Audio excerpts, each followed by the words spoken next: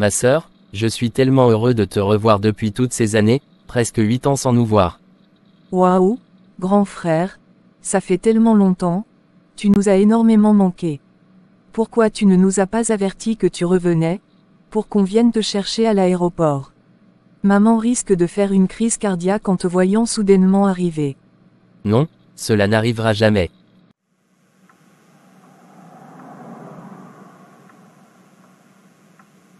Quelle agréable surprise mon fils. Pourquoi tu as décidé de nous surprendre comme ça? Je voulais te faire une surprise maman. J'ai déjà vu ma sœur au salon. J'ai pris un congé dans l'entreprise et j'ai enfin décidé de venir vous voir. Tu es venu sans femme et sans enfant. Pourquoi tu n'as pas voulu te marier depuis tout ce temps? J'aurais été tellement heureuse de voir tes enfants. Je suis encore jeune maman, je peux toujours me marier, quand je veux. Je suis un homme après tout, rien ne me presse. Quelques semaines après. Tu es vraiment belle Liliane, à ton âge tu devrais déjà avoir un fiancé. J'ai eu quelques relations, qui n'ont pas abouti, donc pour le moment. Je prends mon temps, je ne veux pas faire les mêmes erreurs. Tu es ma sœur, mais depuis que je suis revenu et que j'ai vu comment tu as grandi, ta silhouette, je ne cesse de penser à toi. Grand frère, une histoire entre frères et sœurs c'est une abomination aux yeux de la Bible. Oublie la Bible, nous sommes seuls, ici, toi et moi. Mais en plus je te rappelle que Abraham et Sarah, étaient des frères et sœurs biologiques. Si eux ils se sont mariés, nous sommes qui pour ne pas le faire? L'amour ne connaît aucune limite.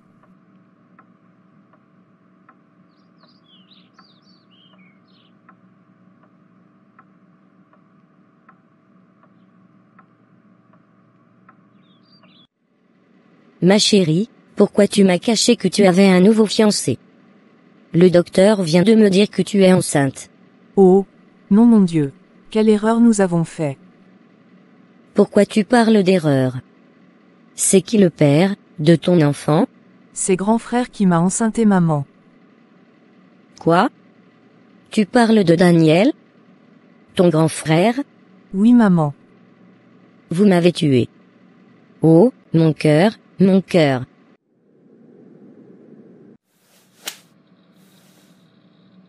Donc tu es revenu au pays pour jeter la honte sur notre famille? Si ton père était encore vivant, certainement il mourrait sur le coup en apprenant ce que tu as fait. Retourne immédiatement en France, et ne reviens plus jamais. Tu es un démon. Tu as détruit la vie de ta propre sœur, après ça, quel homme voudra l'épouser en apprenant qu'elle a eu un fils avec son propre frère? Tu es un Moabite? Je ne sais pas ce qui m'a pris, pardonne-moi maman. Je pense que j'ai été trompé par Satan. Satan ou pas, sors de ma maison, et ne reviens plus. Et mon Dieu, comment vais-je cacher cette honte? Que vais-je dire à la famille? Il faut que j'aille voir un marabout pour purifier Liliane, sinon le malheur va peser sur elle et son enfant. Écoute-moi très bien. Si quelqu'un te demande, tu diras que tu as un fiancé, qui ne vit pas ici au pays. Quand l'enfant naîtra, on lui dira que son père est mort avant sa naissance. L'enfant ne doit jamais apprendre qu'il est le fruit d'une abomination. C'est compris maman. 30 ans après. Maman, je suis heureux de t'annoncer que je vais bientôt me marier, avec une sœur dans mon église. Elle est très cultivée et très respectueuse. Je suis heureux pour toi mon fils. La cérémonie est prévue pour quand? Le mariage est prévu dans 2 mois par la grâce de Dieu. 8 mois après. Je remercie le Seigneur, pour la bonne femme que tu es pour moi. Déjà 6 mois depuis notre mariage, et ce n'est que pur bonheur. Et tu seras encore plus heureux d'apprendre que le Seigneur nous a bénis avec un enfant. Le gynécologue m'a dit que nous attendons une fille.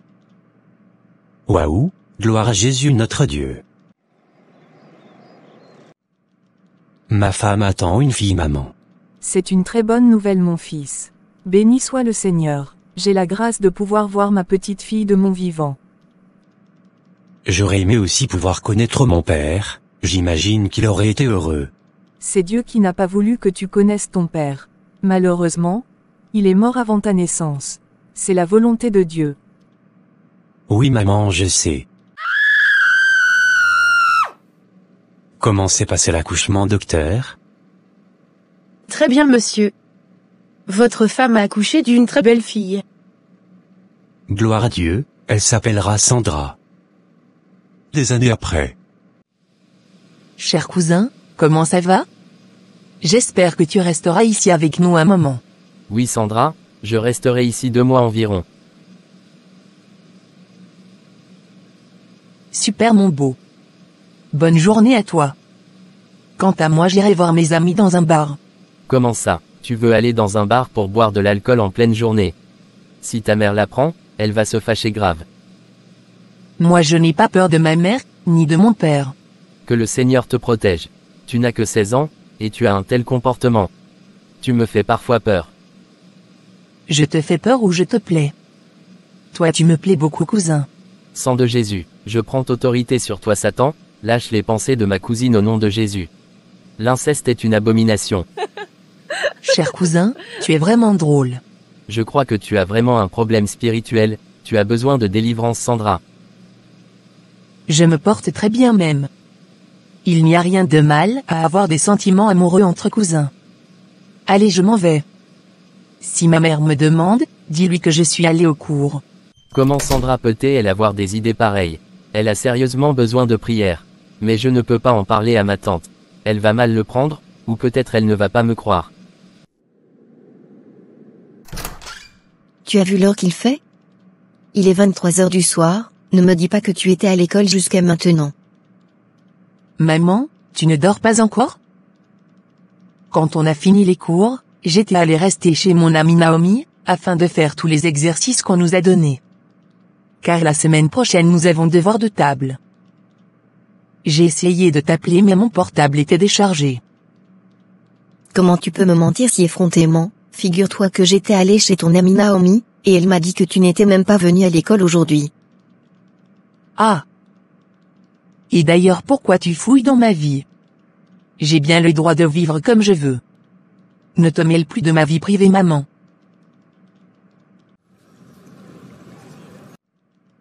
Belle maman, Sandra ne me respecte pas du tout, elle est impolie, elle ne va pas en cours, et surtout elle a un langage vulgaire. Je ne sais plus comment m'y prendre avec elle. Yako, ça va aller ma fille. C'est une crise d'adolescence. Les enfants sont comme ça à cet âge. Elle va s'assagir avec le temps. Tu verras bien. Ne te décourage pas. J'espère que vous avez raison maman. Je m'en remets au Seigneur. Ne t'en fais pas. Ton mari aussi était comme ça, à cet âge.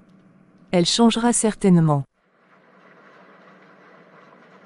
Mes parents sont en train de dormir, je vais faire doucement et aller dans la chambre de mon cousin.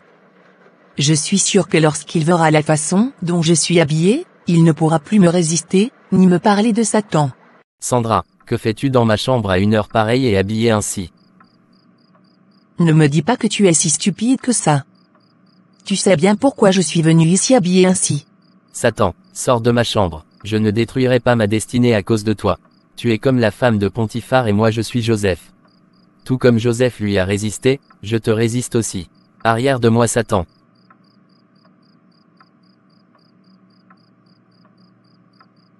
Au secours ma tante, au secours venez à l'aide.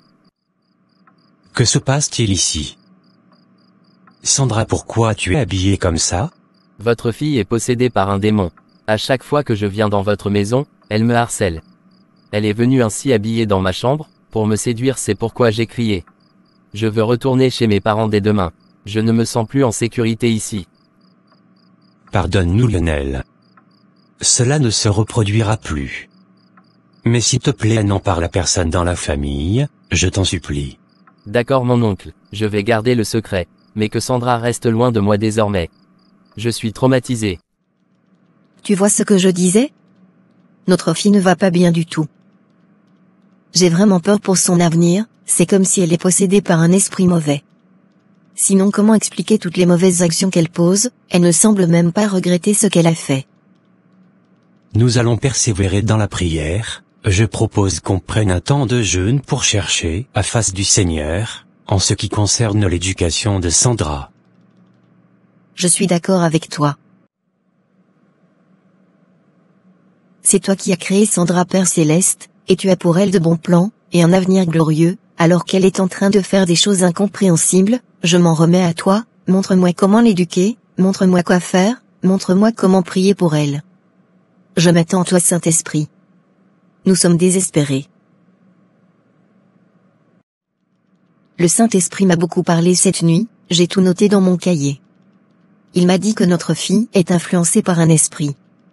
À cause d'un lien héréditaire d'inceste. Mon Dieu, comment cela est-il possible? C'est donc un lien de sang, un péché qui avait été commis par l'un de nos ancêtres, et qui a ouvert la porte à cet esprit mauvais. Oui, même maintenant que nous savons, nous pourrons désormais bien orienter nos prières. Je vais en parler à ma mère, pour voir si elle a peut-être connaissance d'un cas d'inceste dans notre famille. Maman, j'aimerais savoir quelque chose sur l'histoire de notre famille. Je ne sais pas si, peut-être tu as entendu parler de ça? Oui mon fils, je t'écoute. J'aimerais savoir si tu sais si dans notre famille, il y a déjà eu des cas d'inceste dans le passé, chez l'un de nos ancêtres. Pourquoi tu me demandes ça? Quelqu'un t'a parlé? Non maman, qui pourrait me parler de ça? C'est pendant une prière, que le Seigneur nous l'a révélé. Car comme tu le sais, Sandra a des comportements vraiment exagérés. La dernière fois, elle a essayé de séduire son cousin Lionel. Comme tu le vois, la situation est sérieuse. C'est pour faire des prières bien précises, que je viens te demander, si tu en sais quelque chose. Je crois qu'il est temps que tu apprennes la vérité. Ton père n'est pas mort, mais il a été chassé par ta grand-mère. Parce que ton père, c'est aussi ton oncle. En réalité, je suis tombée enceinte de mon grand frère, même père, même mère. Quelle horreur! Donc je suis, le fruit d'un inceste? Oui mon fils, c'était une terrible erreur. Je te demande pardon d'avoir été obligé de te cacher la vérité. Je suis horriblement choqué. J'ai besoin de temps pour digérer la nouvelle. Comme je te le disais, c'est ce que ma mère m'a raconté. Je te comprends, mais ne la juge pas, chérie. Tu as la grâce d'avoir donné ta vie à Jésus. Tu es une nouvelle créature, tu n'es pas le fruit d'un inceste. Le sang de Jésus est capable de briser ce lien de sang, afin que cet esprit n'influence plus nos enfants, ni toute notre descendance. Il est écrit dans Colossiens 2 verset 15, il a dépouillé les dominations, les autorités et les principautés, et les a livrées publiquement en spectacle, en triomphant d'elles par la croix. Le sang de Jésus parle plus fort que n'importe quel autre sang. Cet esprit d'inceste va prendre ses bagages et sortir de nos vies au nom de Jésus. Nous allons prier, et aussi nous faire aider dans la prière par le pasteur ou un leader de l'église. D'accord ma femme. C'est toi qui as raison.